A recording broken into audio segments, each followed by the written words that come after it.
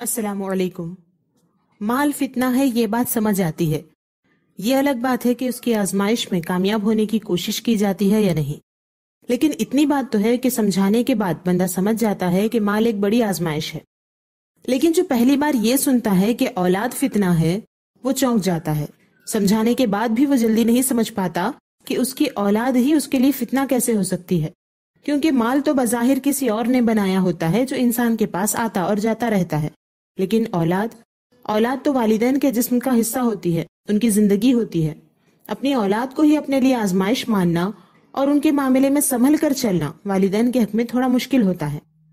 یاد رہے کہ اولاد کا یہ فتنہ زندگی کی بہار کے دنوں میں لیا جاتا ہے، یعنی جوانی میں۔ انسان کے اندر کچھ کر گزرنے کی ہمت اور قوت اسی عمر میں ہوتی ہے۔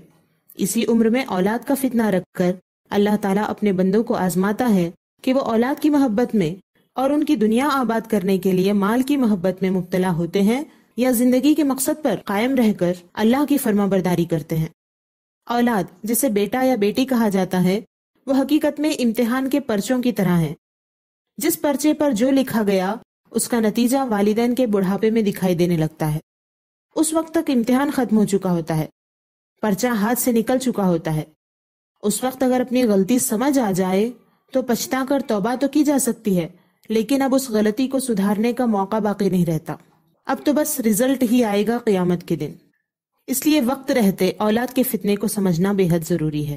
اولاد کے آزمائش ہونے کا ہرگز یہ مطلب نہیں کہ ان کا بالکل خیال نہ رکھا جائے، انہیں چھوڑ دیا جائے، بلکہ اللہ نے سارے رشتہ داروں میں سب سے اول حق والدین کا، اس کے بعد اولاد کا حق رکھا ہے، اور اولاد کی بالکل پرواہ نہ کرنا سخت گناہ ہے۔ معلوم ہوا کہ اولاد کے مسئلے میں بہت احتیاط سے چلنا ضروری ہے، اس لیے آج ہم اس فتنے کے بارے میں جانیں گے کہ اولاد کس طرح اپنے والدین کے لیے امتحان اور آزمائش ہوتی ہے، اور اس سے گزرتے وقت والدین کو کن باتوں کا خیال رکھنا ضروری ہوتا ہے۔ امید ہے کہ پورے انصاف اور صبر کے ساتھ اس کو سمجھنے کی کوشش کریں گے۔ جس نے انسانوں کو بنایا اسی نے ان کے رشتوں کو بھی بنایا، یعنی اللہ تعالیٰ نے، اور اسی نے یہ بھی بتایا کہ ماں باپ کے لیے اولاد کا رشتہ آزمائش ہے۔ اللہ تعالیٰ نے ارشاد فرمایا، اور جان لو کہ تمہارے مال اور تمہاری اولاد سب فتنہ ہے اور اللہ کے پاس بڑا ثواب ہے۔ سورہ انفال آیت نمبر 28۔ اتنا تو ہر مسلمان جانتا ہے کہ اللہ اپنے بندوں کو ان کے مقررہ وقت پر بچوں کی صورت میں والدین کے گھر پیدا کرتا ہے۔ وہ بچے جو اصل میں اللہ کی مخلوق اور اس کے بندے ہیں، وہ اس دنیا میں آنے کے بعد اپنے والدین کی اولاد بنتے ہیں۔ اولاد کے بارے میں اللہ نے والدین پر یہ حق رکھا ہے کہ وہ انہیں کھلائیں پلائیں، ان کی حفاظت کریں، ان کی تربیت کریں، اور سب سے اہم بات یہ کہ یہ چاروں کام حلال طریقے سے کریں۔ اب یہ اولاد والدین کے لیے فتنہ بن جاتے ہیں، یعنی اولاد کے ذریعے اللہ تعالیٰ اپنے بندوں کا امتحان لیتا ہے کہ والدین اپنے اور اپنے اولاد کے اوپر اللہ کے حق کو یاد رکھتے ہیں یا نہیں، خود اللہ کی راہ پر چلتے اور اولاد کو بھی اللہ کی راہ پر چلاتے ہیں یا نہیں۔ وہ لوگ اس امتحان میں فیل ہو جاتے ہیں جو اولاد کی نعمت اور اس کی محبت پا کر اللہ کے حق کو بھول جاتے ہیں، یا تو خود ہی اللہ کی راہ پر چلنے میں کوتاہی کرتے ہیں یا پھر اولاد کو اس کی راہ پر چلانا بھول جاتے ہیں۔ اللہ تعالیٰ نے حکم دیا ہے، اے ایمان والو، اپنی جانوں اور اپنے گھر والوں کو اس آگ سے بچاؤ جس کے ایندھن آدمی اور پتھر ہیں، اس پر سخت کرے فرشتے مقرر ہیں جو اللہ کا حکم نہیں ٹالتے اور جو انہیں حکم ہو وہی کرتے ہیں۔ سورہ تحریم آیت نمبر 6۔ اللہ کے فرشتے کبھی اپنا فرض نہیں بھولتے، وہ وہی کام کرتے ہیں جو اللہ نے حکم دیا ہے، اس میں ذرہ برابر بھی چوک نہیں کرتے۔ جہنم کے فرشتے سختی کے ساتھ عذاب کا مزہ چکھانے والے ہیں، لہٰذا اس بھرم میں نہیں رہنا چاہیے کہ فرشتے جہنم میں نرمی کریں گے۔ اس لیے خود کو اور اپنے گھر والوں کو جہنم سے بچانے کا انتظام کرو، خود کی اور ان کی ایسی تربیت کرو کہ سب ہدایت پر رہیں۔ اللہ نے جہاں اولاد دے کر انسان کی زندگی خوبصورت اور خوشگوار بنائی ہے، اسی کے ساتھ ساتھ اس نے والدین کو ایک ذمہ داری بھی دی ہے کہ وہ اپنی اولاد کو اللہ کے ہی راستے پر چلائیں اور کبھی ان کو اللہ کے راستے کے خلاف راستہ نہ دکھائیں۔ یہ والدین پر فرض ہے کہ بچوں کی دینی پرورش کریں اور اللہ کے حکم پر عمل کرنا سکھائیں، اور اچھی طرح انہیں یہ بات ذہن نشین کرائیں کہ جان بھی دے کر اللہ کے حکم پر عمل کرنا پڑے تو کرنا چاہیے۔ اس کے ثبوت کے لیے حضرت ابراہیم علیہ السلام کا وہ واقعہ کافی ہے جسے یاد رکھنے کے لیے ہر سال قربانی کی عید منائی جاتی ہے۔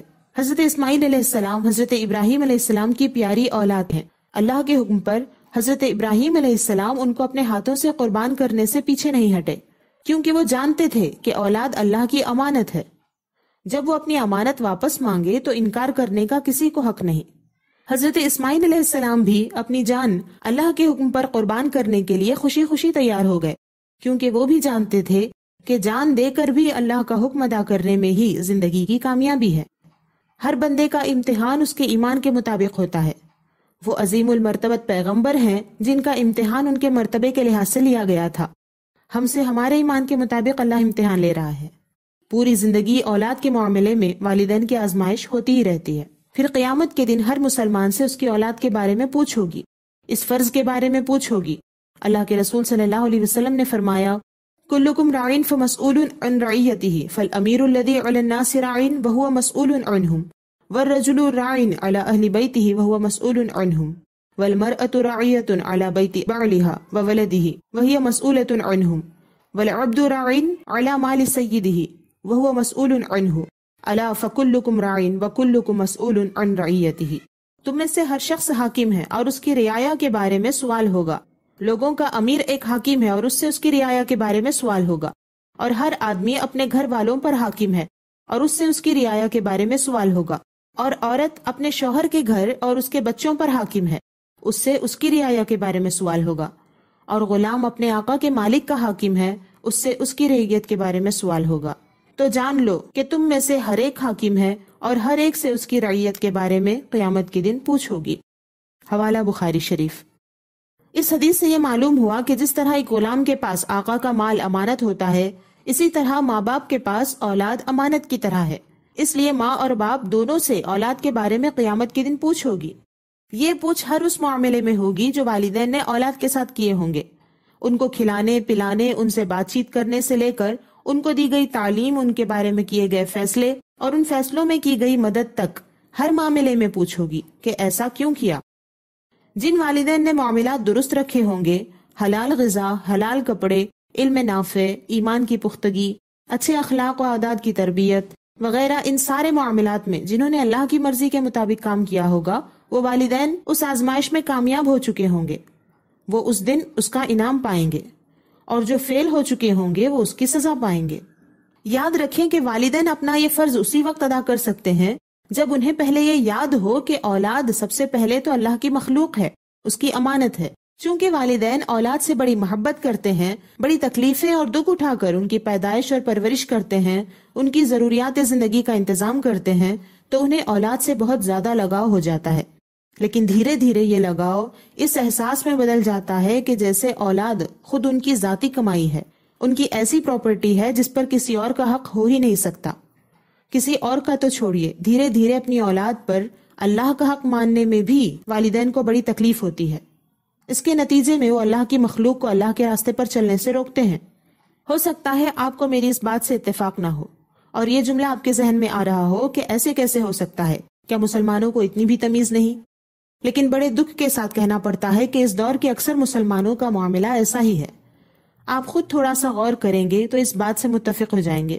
اپنے اطراف ایسے لوگوں کو پائیں گے جو اپنی اولاد سے کہتے ہیں کہ تھوڑا سا دین سیکھ لو بس ہے، زیادہ دیندار ہونے کی ضرورت نہیں. یہ زیادہ دیندار ہونا کیا ہے اور تھوڑا دیندار ہونا کیا ہے؟ سنیے اور غور کیجئے. ان کی نظر میں تھوڑا دیندار ہونا جو کہ ضروری اور کافی ہوتا ہے، وہ یہ ہے کہ خاندان کے بڑے بزرگوں سے یا دینی مدرسے سے یا کسی عالم عالمہ سے یا کسی سے بھی اتنا دین سیکھ لو جس میں تم کو ماں باپ کی قدر معلوم ہو، تاکہ تم ماں باپ کا کہنا مان سکو. اور ایسے دیندار بنو کہ ماں باپ جہاں روک دیں وہاں رک جاؤ. نمازی، روزے دار، پردہ دار، شریعت کے پابند ہونے میں بھی اتنا ہی قدم آگے بڑھاؤ جتنا بڑھانے کی اجازت ماں باپ دیتے ہوں.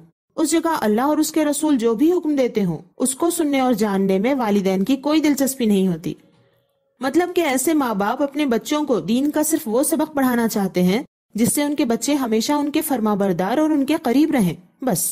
اس کے آگے جو کچھ ہے وہ زیادہ دینداری ہے، اس کی ان کو ضرورت نہیں. اگر والدین کسی کام سے راضی نہ ہو اور اولاد اللہ اور اس کے رسول کے حکم کے مطابق وہ کام کرنا چاہے تو والدین انہیں وہ دینداری یاد دلاتے ہیں جو ان کی نظر میں کافی ہوتی ہے. یعنی ماں باپ کا کہنا مانو، یہ بس ہے. پھر چاہے وہ کہنا اللہ اور اس کے رسول کے کہنے کے خلاف ہی کیوں نہ ہو، وہ اپنی اولاد سے بس اسی پر عمل چاہتے ہیں. بہرحال ایسا کرنے والے والدین اپنے امتحان میں فیل ہو جاتے ہیں. پھر اس فیلئر کے بعد وہ والدین خود اپنی اولاد کے لیے فتنہ بن جاتے ہیں۔ آپ کو کیا لگتا ہے کہ ایسا کرنے کے پیچھے کیا ذہنیت ہو سکتی ہے؟ ایک تو یہ کہ وہ بھول گئے ہیں کہ ان کی اولاد ہونے سے پہلے اللہ کے بندے ہیں، اس کی امانت ہیں، اور ایک دن یہ امانت واپس لی جائے گی اور اس کے بارے میں سارا حساب و کتاب پیش کرنا پڑے گا۔ اس بات کو بھول جانے کی وجہ سے وہ اولاد کی اس آزمائش میں ناکام ہو جاتے ہیں، اور دوسری وجہ یہ ہے کہ وہ ڈرتے ہیں کہ کہیں اولاد دین کی ہی ہو کر نہ رہ جائے۔ والدین یہ نہیں چاہتے کہ ان کی اولاد کے اوپر اپنے علاوہ کسی اور کا حکم چلے۔ ایسی سوچ رکھنے والے سخت جاہل اللہ کے باغی ہیں اور انتہائی بدقسمت ہیں کہ ادھر اللہ اور اس کے رسول تو دین کے راستے پر چلنے والوں کو بار بار والدین کا حق یاد دلاتے ہیں، اور ادھر یہ والدین ہیں جو کہ اللہ اور اس کے رسول کے حق ادا کرنے سے اپنی اولاد کو روکتے ہیں۔ معاذ اللہ۔ یہ بات صحیح ہے کہ والدین بے شمار احسانات کر کے بچوں کو بڑا کرتے ہیں، لیکن والدین کو سوچنا چاہیے کہ حقیقت میں وہی ہیں جو اولاد کو بڑا کرتے ہیں۔ والدین نوالا ضرور کھلاتے ہیں، لیکن وہ نوالا پیدا کون کرتا ہے، ان تک پہنچاتا کون ہے، اور اس نوالے میں اولاد کے اندر خون، گوشت، پروٹین، وٹامن اور قوت کون پیدا کرتا ہے؟ والدین اوپر سے قد کے حساب سے کپڑے ضرور پہناتے ہیں، لیکن ضرورت کے مطابق درجہ بدرجہ قد کون بڑھاتا ہے؟ اس کے جسم کے اندرونی اور بیرونی پیچیدہ نظام کون سنبھالتا ہے؟ اس کو طاقت کون دیتا ہے؟ والدین باتیں کرنا تو سکھاتے ہیں، لیکن ان باتوں کی سمجھ کون پیدا کرتا ہے؟ عمر کے ساتھ عقل کون بڑھاتا ہے؟ نیت و ارادے اور کام کی قوت کون پیدا کرتا ہے؟ والدین کو سوچنا چاہیے کہ اللہ کے احسانات بڑے ہیں یا ان کے۔ وہ سوچ کر دیکھیں کہ اولاً اگر اولاد کو اللہ تعالیٰ ان کے گھر پیدا ہی نہیں کرتا تو وہ کس پر حق جتاتے، اور پیدا ہونے کے بعد اللہ تعالیٰ ان کی پرورش نہیں کرتا تو کس طرح وہ اولاد کو بڑا کرتے، اور کس طرح دنیا میں ان سے خوشی اور آرام پاتے۔ یہ تو محض اللہ کا احسان ہے کہ اس نے اپنے بندوں کو اولاد کی صورت میں ہمارے گھر بھیج کر ہمیں ماں باپ کا درجہ عطا کیا ہے، اور ان پر ہمارا اتنا بڑا حق رکھا کہ اولاد کو والدین کی ملکیت، پراپرٹی کہا۔ اولاد کو حکم دیا کہ مرتے دم تک تم پر اور تمہارے مال پر تمہارے والدین کا پورا حق ہے، اس لیے مرتے دم تک ان والدین کی خدمت کرو، ان سے محبت کے ساتھ ان کا حق ادا کرو، ان کو اف تک نہ کہو۔ اللہ کے اس احسان کو بھولنا نہیں چاہیے کہ اس نے ہی والدین کو اولاد کا مالک بنایا ہے، اور یہ بھی یاد رکھنا چاہیے کہ یہ ملکیت مجازی ہے اور چند دنوں کی ہے، کیونکہ حقیقت میں تو ساری کائنات کا مالک اللہ تعالیٰ ہی ہے، اور سب پر سب سے زیادہ حق اسی کا ہے۔ اگر وہ چاہے تو ایک ایک انسان کے لیے ایک ایک الگ دنیا بنا کر دے، اور کسی کی پرورش کے بغیر وہ بڑے ہوتے جائیں اور اپنی زندگی جئیں، لیکن اللہ نے ایسا نہیں کیا، کیونکہ وہ رشتوں کے ذریعے بھی اپنے بندوں کو آزمانا چاہتا ہے۔ اس لیے اس نے تمام انسانوں کو ایک دنیا میں پیدا کیا اور کنبے اور خاندان بنائے، اور ان رشتوں کو انسان کے لیے آزمائش بنایا۔ لیکن جو لوگ نادانی کی وجہ سے ان رشتوں کی آزمائش کو نہیں سمجھتے، وہ ان رشتوں میں پھنس کر اللہ کو بھولنے لگتے ہیں۔ اللہ تعالیٰ نے اولاد دے کر صاف طور پر فرمایا، اے لوگو جو ایمان لائے ہو، تمہارے مال اور تمہاری اولاد تمہیں اللہ کی یاد سے غافل نہ کر دیں، اور جو ایسا کرے تو وہی لوگ خسارہ اٹھانے والے ہیں۔ اس حکم کے بعد بھی جو لوگ مال اور اولاد کی محبت میں اللہ کی یاد سے غافل ہیں، وہ ضرور نقصان اٹھائیں گے۔ اللہ کو یاد کرنے کا مطلب صرف نماز، روزہ اور زبانی ذکر کرنا نہیں ہے، بلکہ اس کا مطلب یہ ہے کہ ہر کام کے وقت یہ یاد رکھنا کہ مجھے یہ کام کرنے کی اجازت اسلام دیتا ہے یا نہیں دیتا۔ اگر اجازت ہو تو وہ کام کریں، اور نہ ہو تو نہ کریں۔ یہ نہ دیکھیں کہ اولاد کیا مانگ رہی ہے، کیا ضد کر رہی ہے، اور سارا وقت، سارا مال اور ساری توجہ صرف گھر پریوار پر نہ لگائیں، بلکہ اولاد کو ان کے حصے کی توجہ، ان کے حصے کے حقوق دیں۔ اللہ کے حقوق کو اپنے وقت پر ادا کریں، دوسرے لوگوں کے حقوق کو بھی ان کے وقت پر ادا کریں، اور انسان کا خود اپنے اوپر جو حق ہے اس کو بھی ادا کریں۔ دوسروں کے حق ادا نہ کر کے، کنجوسی کر کے خود کو دنیا اور آخرت میں ہلاک نہ کریں۔ اللہ کے رسول صلی اللہ علیہ وسلم نے فرمایا، بے شک اولاد کنجوس اور بزدل بنا دیتی ہے۔ حوالہ ابن ماجہ، مسند احمد۔